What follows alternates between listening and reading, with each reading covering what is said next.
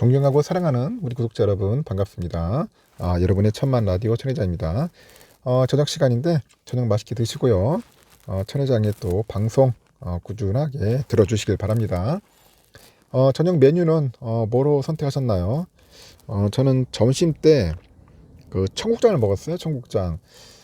그 시골 청국장인데 상당히 괜찮더라고요. 뭐 청국장, 뭐 된장찌개, 순두부, 김치찌개 이런 유지를 좋아해요. 이런 메뉴가 상당히 좋더라는 거죠. 먹으면 먹을수록 너무나 좋아. 여러분은 어떻습니까? 저는 이렇게 토속적인 음식을 좋아해요. 토속적인. 뭐 일본 음식, 뭐 중국 음식 이렇게 많이 있잖아요. 기름기 많은 거. 미국도 그렇고 막 고기류 이런 거는 별로 끌리지가 않는 것 같더라고.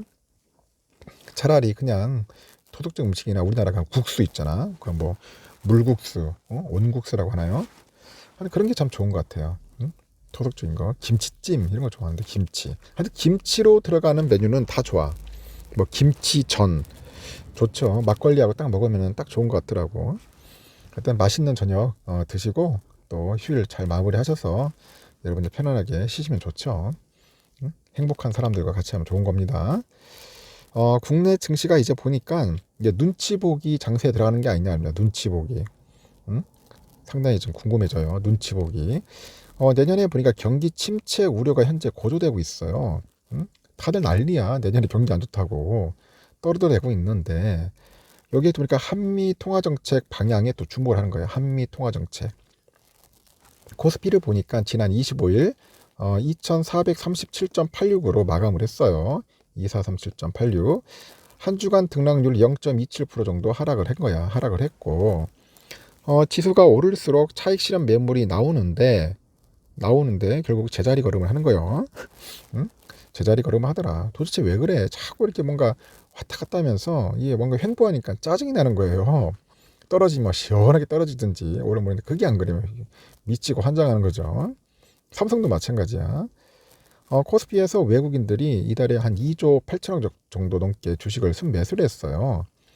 기관애들도 한 7,200억 정도 이제 순매수를 했고 반면에 개미들만 3조 5천억을 팔았어. 개미들만 연락이 팔고 있더라. 이렇게 투자자들의 그 이목은 통화 정책에 집중이 되는 겁니다. 통화 정책. 그 한미 통화 당국은 기준금리 인상 속도 조절에 나서는데 여기 보니까 통화 정책의 그 전환 신호를 보이는 것은 아니다. 그런 얘기를 해요. 내년 경기 침체를 우려하는 목소리는 더 커졌습니다. 그래서 한국은행은 5%대 이르는 소비자 물가 그 상승률을 잡기 위해서 한 6차례 정도 연속으로 금리 인상 단행합니다. 금리 인상 4, 5, 7, 8, 10, 11월 단행했어요. 하여튼 그 외환의 그 위험을 완화시키고 뭐 자금과 신용시장의 경색 그리고 경기 침체 우려 이런 것들을 막 고려를 해서 그 인상 폭은 지난달에 이제 빅스텝에서 이번에는 그 베이비 스텝을 했더라고. 베이비 스텝 한 0.25%죠. 0.25% 이렇게 좁혔습니다. 또 빅스텝에서는 큰일 날 뻔했어요. 이렇게 이제 한국은행은 금융통화위원회는 지난 24일 통화정책 그 방향 회의에서 기준금리를 직전보다 0.25% 약간 높은 연 3.25%까지 올려놨어. 3.25예요, 여러분. 3.25. 이 작은 게 아니야. 그 올해 성장률은 지난 8월 전망치 2.6%의 대체로 부합하겠지만은 내년의 경우 전망치가 2.1%예요. 이거를 상당폭 약간 하회하는 1.7%에 그칠 것이라고 진단을 합니다. 여기 또 미국 연방준비제도가 공개한 이달 그 FOMC 의사록을 보니까 약간 과반이 넘는 참석자들이 인상 속도의 둔화가 곧 적절해질 것이다 그렇게 판단을 합니다. 그래서 연준이 이달 말 FOMC에서 자이언트 스텝보다는 그 빅 스텝에 나설 것이라는 그 기대감을 확산했어요. 빅 스텝. 그러나 이 복수의 위원들은 목표 달성을 위해서 필요한 그 기준금리의 최종 수준은 과거에 그 전망한 것보다 다소 높다 그렇게 보입니다. 최종 금리 상향 가능성을 약간 시사를 해요. 실제 연방기금금리 선물은 내년 3월이죠. 미국 기준금리가 연 한 5.25%에 도달할 가능성을 현재 반영을 하고 있다. 그렇게 보시면 될 것 같습니다. 연준위원들은 그렇습니다. 경기 침체 그 확률을 50%로 이제 전망을 해가지고 증시 상단을 제안했는데 실질 가계지출 부진, 전 세계 전망이 악화, 긴축적인 금융 여건들 이것을 하방 위험으로 막 지목을 하는 거야. 그래서 연준이 이사록에서 경기 침체 가능성을 강조한 거는 올해가 처음이랍니다. 올해가 처음이다. 그래서 미연준 FOMC의 의사록에서 긴축 감속 시그널이 확인됐고 내년 경기 침체 가능성이 절반 수준으로 제기됐다. 그래서 전 세계 증시는 미국의 실질금리 오름세가 제한되는 상황을 기회 삼아가지고 반등을 시도하고 있으나 얼마나 지속될지는 지표에 달려있다는 겁니다. 지표. 그렇게 설명하는 증권사도 있어요. 이번 주는 그 한 해 마지막 그 12월이 시작되면서 성탄절 그 전후 소비 증가에 따른 산타랠리 기대감이 꿈틀거리기 시작하는 시기입니다. 그 산타랠리는 12월 25일 성탄절 전후부터 연말과 연초에 소비가 늘어서 기업 매출이 이제 증가할 것이다. 그런 기대감 때문에 증시가 오르는 현상이죠. 그 우리나라에서도 연말 소비 개선 기대감이 조금씩 살아나는 거 있지만은 강한 수준은 아니야. 강하진 않다.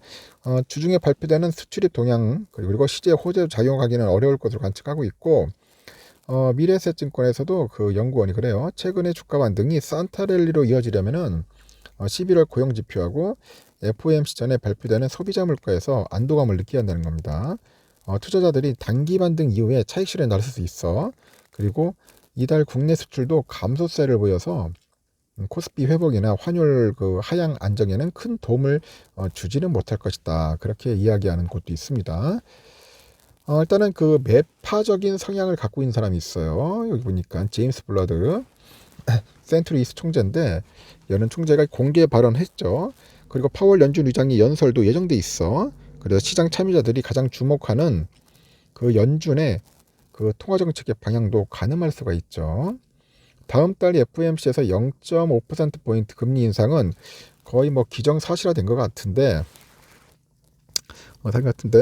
그 최종 금리 그 수준의 상향 조정을 강조한 그 파월과 그 세인트루이스 여는 총재의 그 발언이 예정돼 있어서 관련 논란이 좀 불거질 수 있다. 그렇게 봅니다. 그래서 연준의 그 통화 정책 방향에 대한 경계심이 약간 커지면서 약간 가격 변수 변동성도 커질 수 있다. 가격 변수 변동성. 하여튼 코스피 추가 상승을 위해서는 금융시장의 그 위험 선호, 이 위험 선호가 더 강해질 필요가 있는데 다음 달 미연준 FOMC 전까지는 고용과 물가 등 이 경제 지표에서 연준 정책의 그 실마리를 얻으려는 눈치 보기 장세가 있습니다. 눈치 보기. 눈치 보기가 좀 심하지 않겠냐 봅니다. 그리고 코스피 예상 밴드는 한 2370에서 한 2490으로 이제 보는 것 같습니다. 대략. 하여튼 재미없어요. 재미없는 그런 또 주간이 될 것 같습니다. 눈치 보기 장세가 좀 더 심하지 않겠냐. 산타랠리냐 아니면은 주가 폭락이냐 경기 침체냐 하여튼 뭐 그렇게 흘러갈 것 같아요. 상당히 좀 변동성이 크다. 그렇게 여러분들 이해하시면 됩니다.